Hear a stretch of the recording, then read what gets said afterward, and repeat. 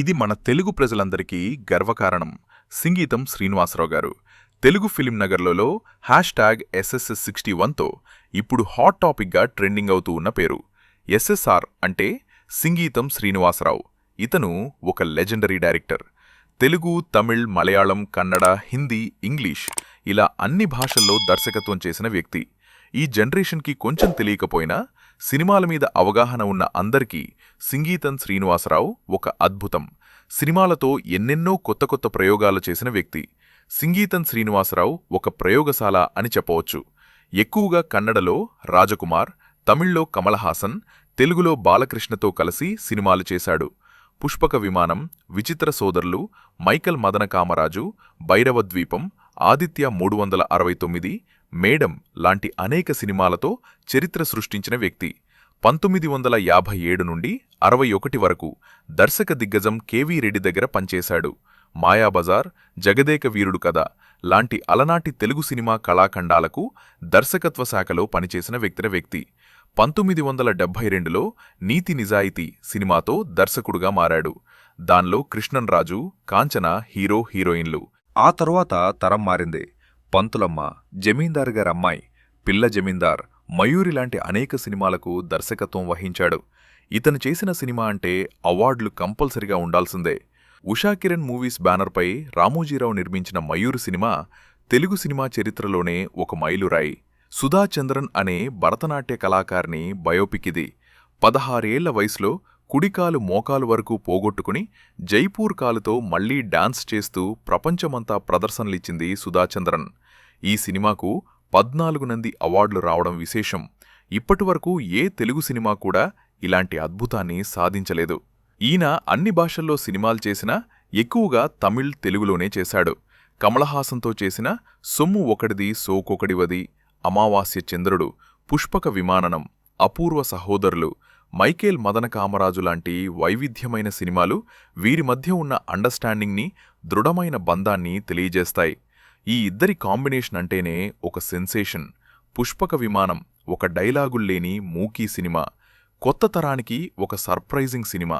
విచిత్ర సోదరులు సినిమాలో 3 అడుగుల కమల్ హాసన్ని క్రియేట్ చేసి అందర్నీ ఆశ్చర్యపరిచాడు. బాలకృష్ణతో చేసిన ఆదిత్య 369లో మొట్టమొదటిసారి టైం మిషన్ని పరిచయం చేశాడు. భైరవద్వీపంతో ఒక మరుగుజ్జు ప్రపంచాన్ని క్రియేట్ చేశాడు. మేడంతో రాజేంద్ర ప్రసాద్ని అమ్మాయిగా మార్చాడు. హిందీలో త్రిలోక సుందరి, ఫూల్ లాంటి డైరెక్ట్ సినిమాలతో పాటు ఇతని అన్ని సినిమాలు హిందీలో అనువదించబడ్డాయి. ఫూల్ సినిమాలో కుమార్ గౌర్, మాధురి దీక్షిత్, సునీల్ దత్, రాజేంద్ర కుమార్ లాంటి వాళ్లు నటించారు. ఇంగ్లీష్లో లిటిల్ జాన్ అనే సినిమాకి దర్శకత్వం వహించాడు. దీనిలో జ్యోతిక్, నాజర్, అనుపమ్ ఖేర్ లాంటి వాళ్లు నటించారు. సన్నాఫ్, అల్లాద్దీన్, ఘటోత్కచ లాంటి యానిమేషన్ సినిమాలకు దర్శకత్వం వహించాడు. 2013లో వెల్కమ్ ఒబామా సినిమాకు దర్శకత్వంతో పాటు సంగీత దర్శకుడిగా చేశాడు.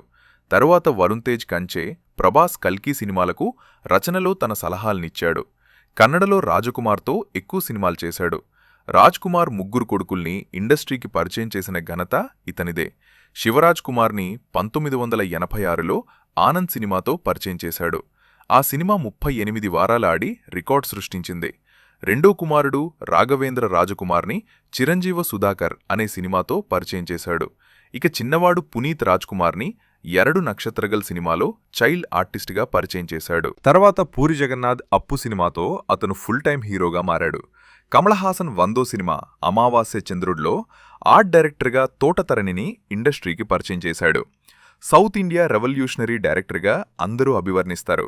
తన నూతన ఆలోచనలతో, కొత్త కొత్త ప్రయోగాలతో దక్షిణ భారతదేశపు సినిమాను కొత్త పుంతలు తొక్కించిన దర్శకుడు సింగీతం శ్రీనివాసరావు. ప్రస్తుతం ఇతని వయసు 94 సంవత్సరాలు. ఈ వయసులలో మరొకసారి మెగాఫోన్ పట్టి అందరినీ ఆశ్చర్యచకితులం చేస్తున్నాడు. ఈసారి ఎలాంటి ప్రయోగం చేస్తున్నాడో చూడాలి. అశ్వినీ దత్ బ్యానర్లో నాగశ్విని ప్రొడ్యూసర్గా చేస్తున్న ఈ సినిమా పూర్తి వివరాలు త్వరలోనే మనకి తెలుస్తాయి. ఈ వయసులో కూడా సినిమా పట్ల అతనికున్న ఆసక్తి, జిజ్ఞాస, అంకితభావం చూసి మనం ఎంతో నేర్చుకోవాలి. సింగీతం శ్రీనివాసరావు గారు 10 కాలాల పాటు చల్లగా ఉండి అందరికీ ఇన్స్పిరేషన్గా ఉండాలని కోరుకుందాం. నెల్లూరు జిల్లా గూడూరులో పుట్టి తెలుగు సినిమా ఖ్యాతిని, భారతీయ సినిమా ఖ్యాతిని ప్రపంచానికి చూపినవాడు. ఇది మన అందరికీ గర్వకారణం. ఆ భగవంతుడు సింగీతం శ్రీనివాసరావు గారికి ఆయురారోగ్యాలను ప్రసాదించాలని ఆకాంక్షిద్దాం.